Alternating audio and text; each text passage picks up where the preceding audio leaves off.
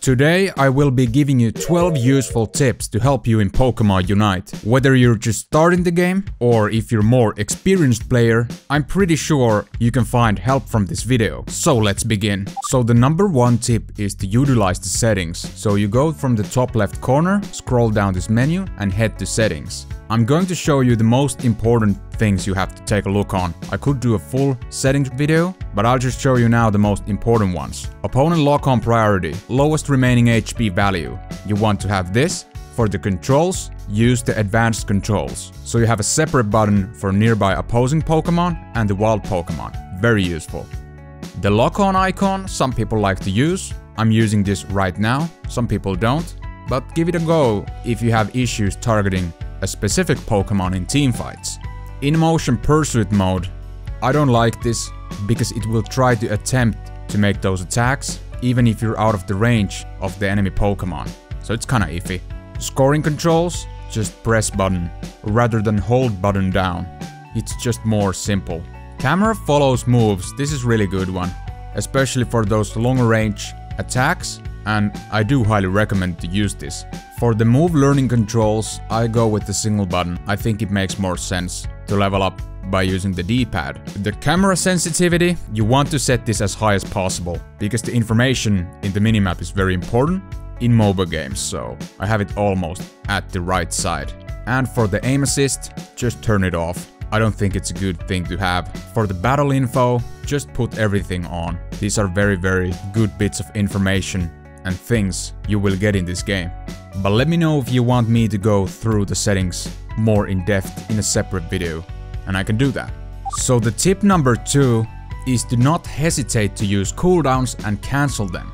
In many MOBA games like League of Legends, there is this resource called mana or energy, and this limits you to use abilities super often, especially in early game. But Pokemon Unite only has cooldowns attached to these abilities. So with what I mean is not to hesitate to use them, is that you don't want to be saving them too much.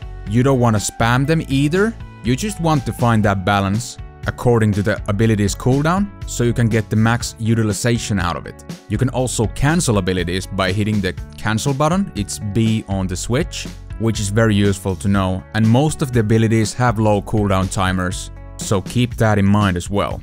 Number 3 is to learn the remote stadium layout and its design. So the remote stadium is the main map people will play this game on, whether it's the standard matches or the competitive.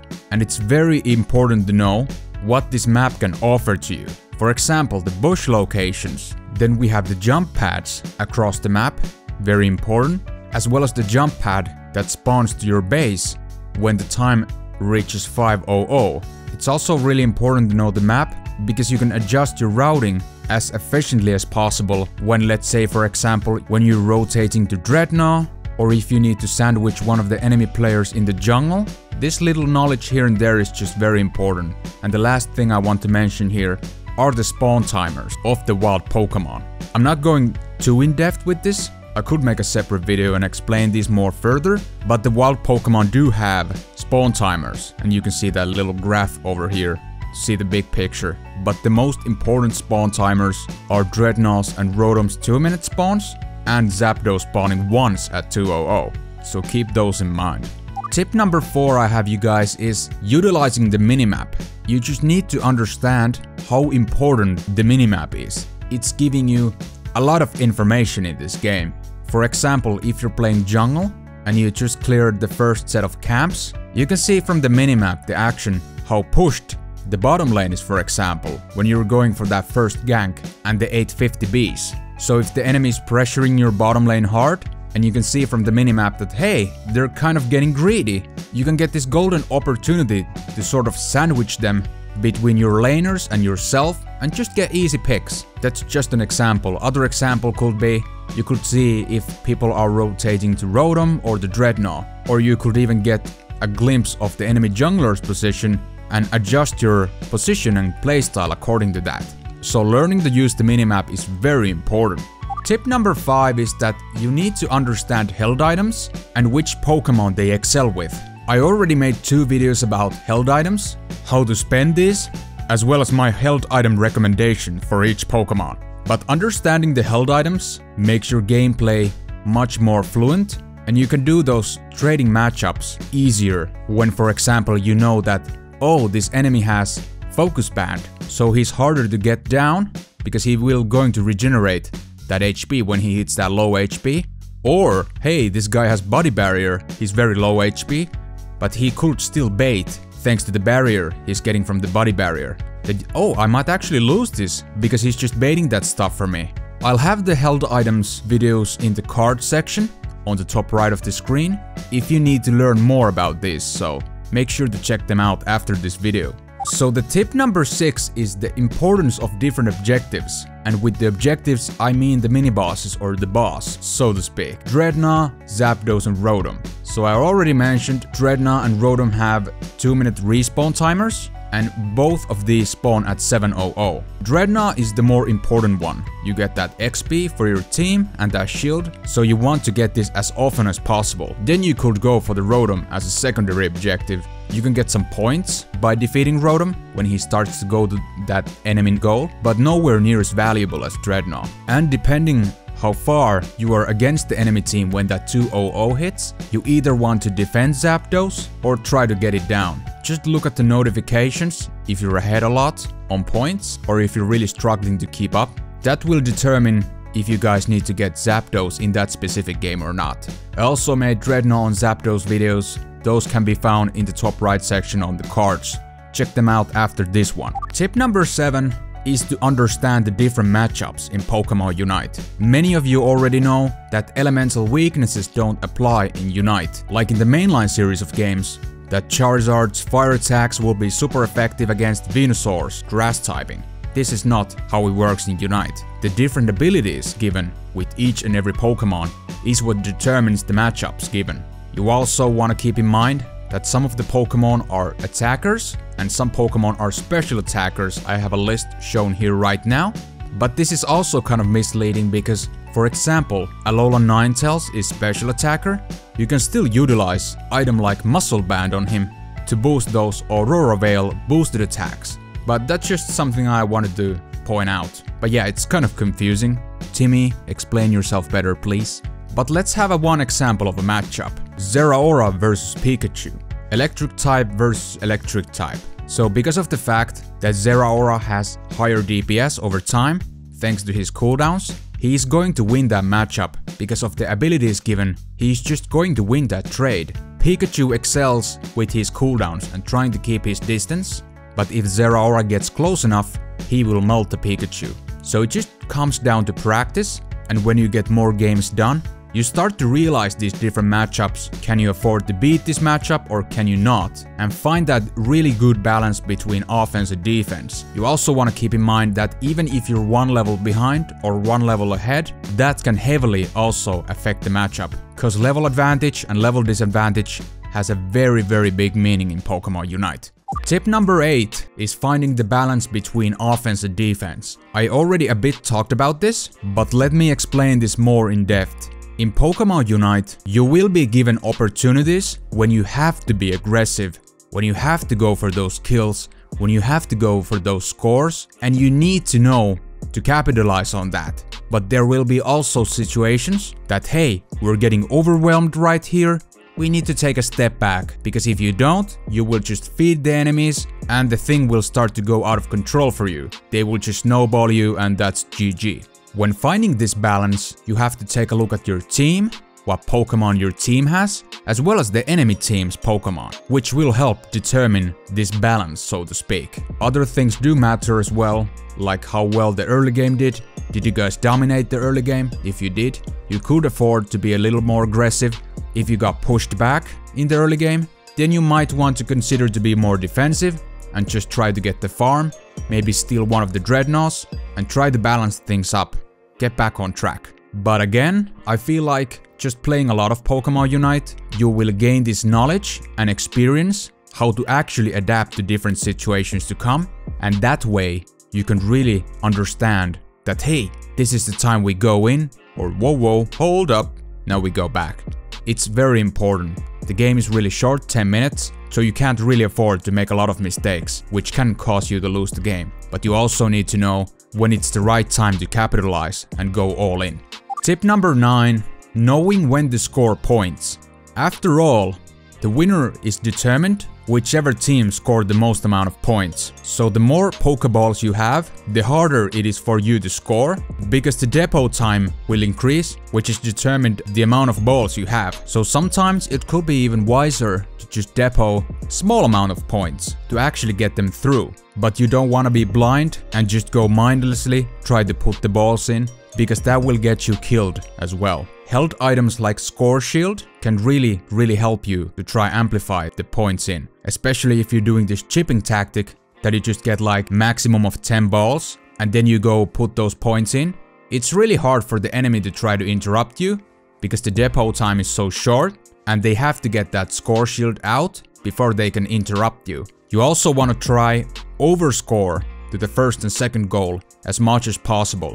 But this is not always the thing that will happen, but that will be the ideal thing. To let's say the goal has 1 HP and someone puts 40 points, that will be a huge overscore and that's a good thing. You also want to keep in mind that when the Zapdos comes at 200, you will start to rack up double the points from there on out. And even if you're putting 40 points, and let's say the timer is 2 minutes and 3 seconds, as long as the final depot animation happens after the 200, you will still get the double the points. So keep those in mind as well. Tip number 10 is to understand how each Pokemon and their respective matchups work. So there are a lot of Pokemon in this game, and some of them do excel in different situations and different positions better than others.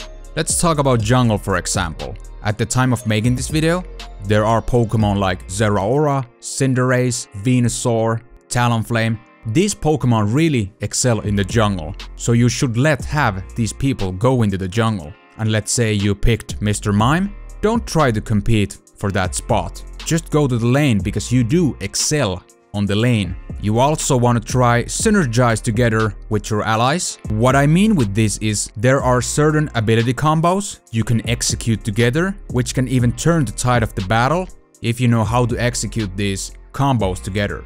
For example, Blastoise could use his Unite move, that does a lot of AoE damage, and you could combo your Cinderace Unite move to that to make a lot of big AoE damage combined. Other example would be just combining crowd control together. Like for example, with Mr. Mime, you put that wall and then the psychic thing and you stun the enemy.